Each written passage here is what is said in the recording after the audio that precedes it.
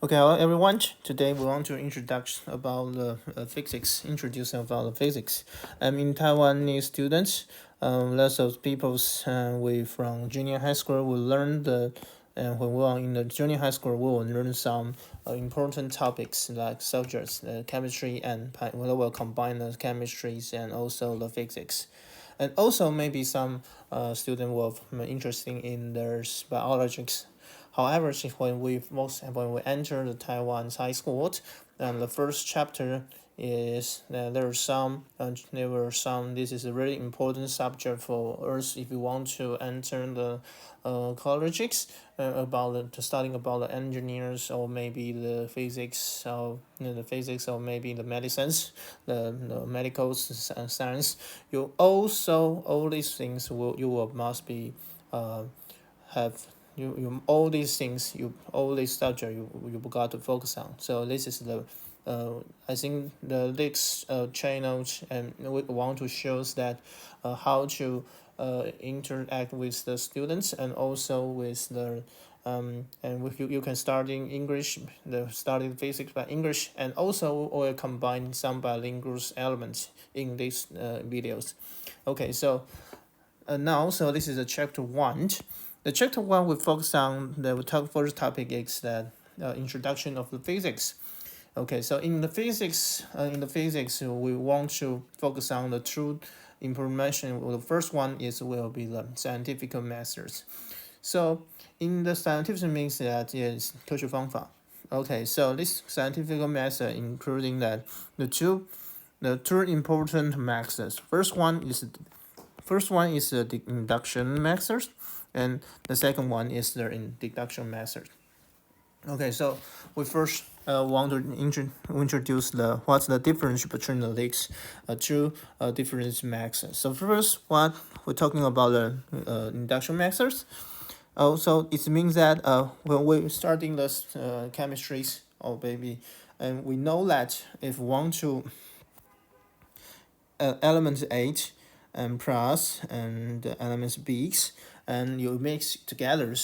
Okay, so they will finally conclude there was react together. There's a chemical reactions, so you will combine this sort of thing into the C. Okay, so if we know these things and you try it all over and over again, you finally that this can we can get a repeated result.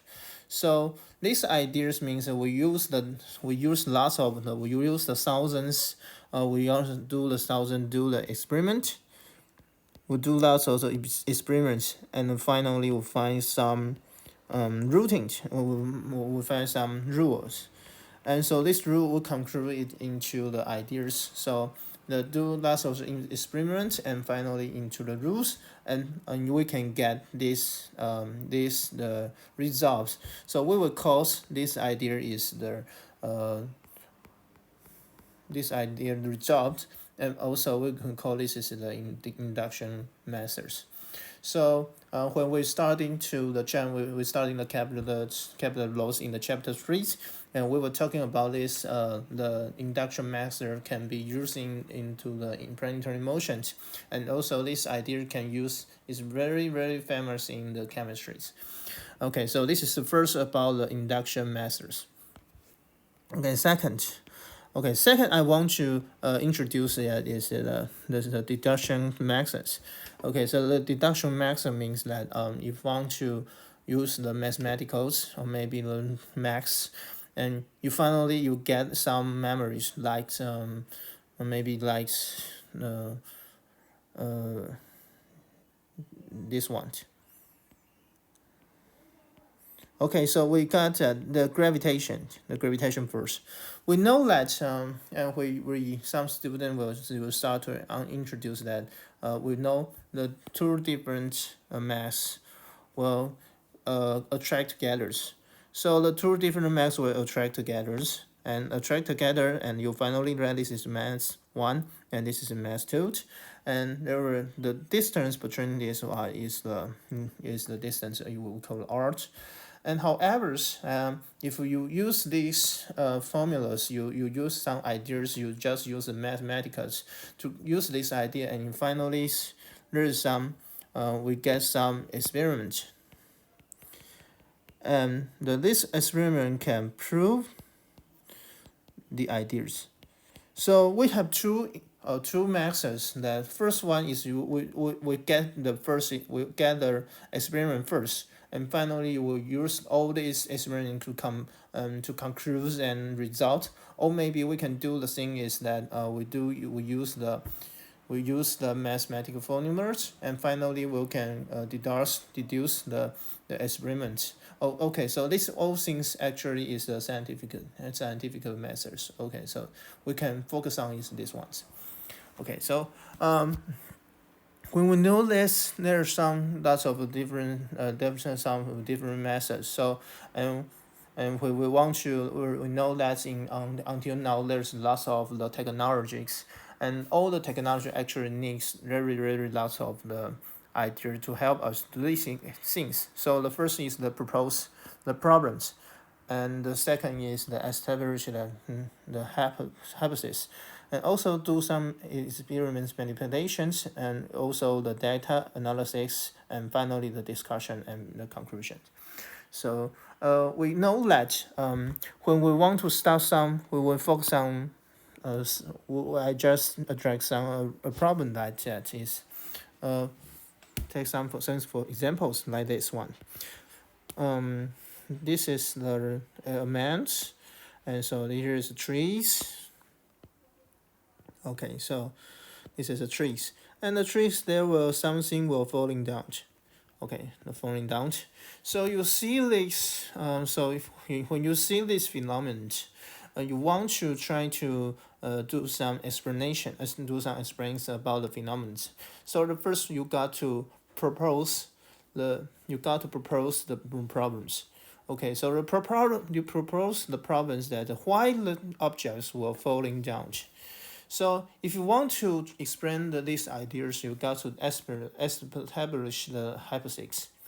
Okay, so when you establish the hypothesis, and you start to do some, maybe you can do some use the mathematical to do some hypothesis, or maybe you can do other things like and finally you can do the experiment manipulations. So if you have the explanation to prove the ideas that why these things will happen, we can finally use some data analysis and use all these data, and we can have some conclusion and maybe the discussions. And maybe you will find that something will be wrong. So when you find out the data or the conclusion is wrong, so you can go back to your first proposed problems, and finally you will find this is a cycle, and this cycle may be from here you find something wrong, so you go back to the problems, and or maybe you find that your data analysis is wrong, so you back to you maybe the error manipulation of your experiments, or maybe you find that is the establishment your hypothesis is wrong, so you go back to your hypothesis. So you will find that this is a cycle. So when you want to do some scientific methods, you got to use this set of the questions, and you this set all this setup, or maybe this all this state to help you to complete the whole things. Okay. Okay, so this is the introduction of the physics. So, okay, so when we want to finish that these ideas, so I want to introduce the experiment variables. So when you do some experiment, you will focus on that you got to change the variables. The change the variable means that the manipulated variables, a responding variable, and the control variables. So here I want to introduce the control variable means that is that something won't change. Okay, so this is really important ideas because the condition, it means that the condition should be physics.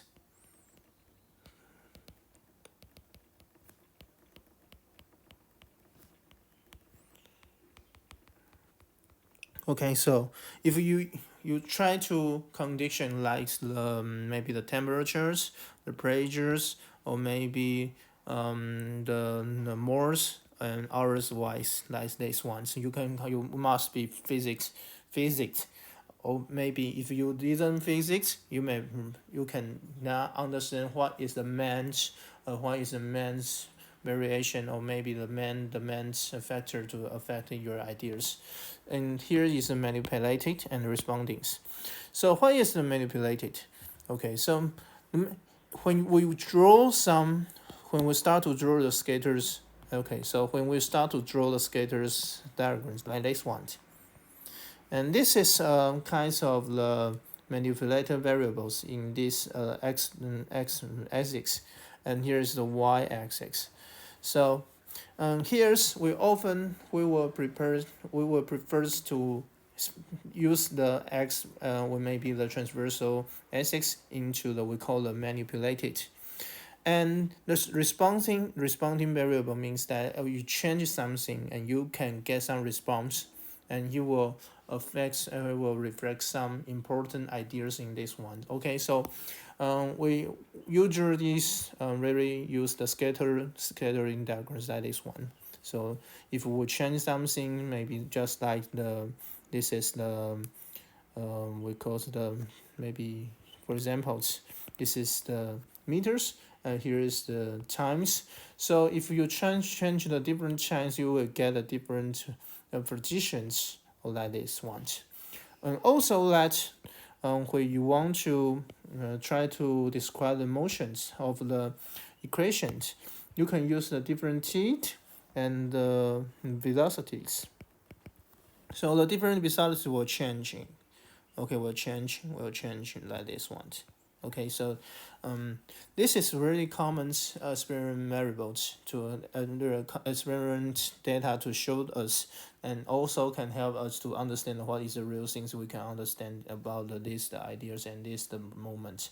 So this is a very important idea to show the scientific diagrams for us. Okay. However, it's just not enough for us. When we want to do more about the experiments, we got to do some fitting lines in these diagrams. So when we start to understand all these things, we got to use a scientific method. We will use some scientific method like this one, the fitting light. Okay, so this is the fitting light. Okay, so when we're starting to introduce these ideas and you show your data in these ways, so we know that in the max, this is a kind of the equations. So this is the xy plane. So these lines actually have the slope. So this the slope in Chinese. We will call this the 斜率. So the different slopes means that the inclination, the magnitude of the inclinations. So this one, this is a m1. We draw this idea, this equation like this one.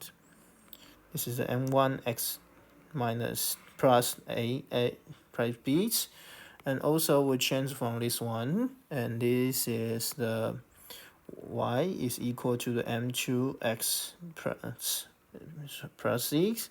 So we know that m2 is bigger than m1, and the m means the magnitudes of the slopes, the scale of slope. Okay, so we can use this to describe all the things in the diagram. So there's an important topic is that if you want to use a scientific method, and also you want to use the scientific your scientific ideas of finding the diagrams, you got to use the math to help us to describe all these things.